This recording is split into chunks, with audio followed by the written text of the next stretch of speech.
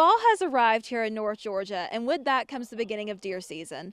I'm Lauren Hunter reporting for Vanguard News, and over the last couple of weeks, I've been talking to some local hunters to see whether or not recent climate changes have affected their seasons.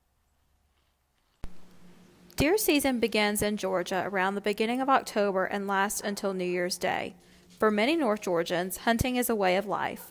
Take, for instance, Ronnie Darracott, a Buford native who has been hunting most of his life. Hunters like Darracott have seen changes in the climate over the last few years. It seems like it's more warmer weather than it used to be. It seems like when it turned colder, it stayed cold. Of course, the season opens up different than what it used to be.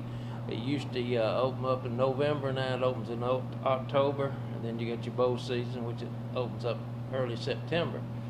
And I guess that's the only difference that I've seen in the change.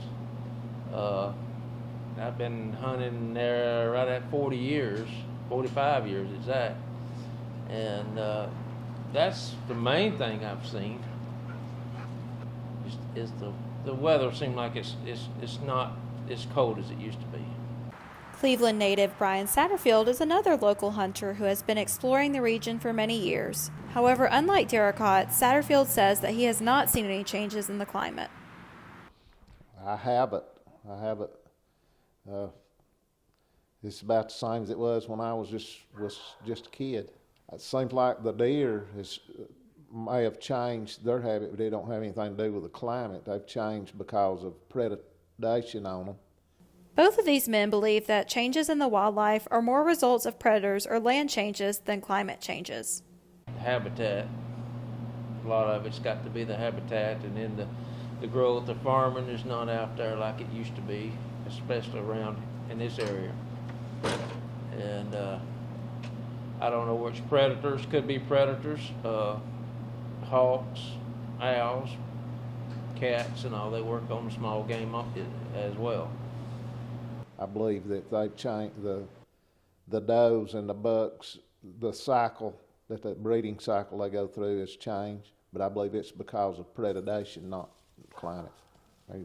We have cycles of wet weather in the fall, and then we have cycles of drought in the fall.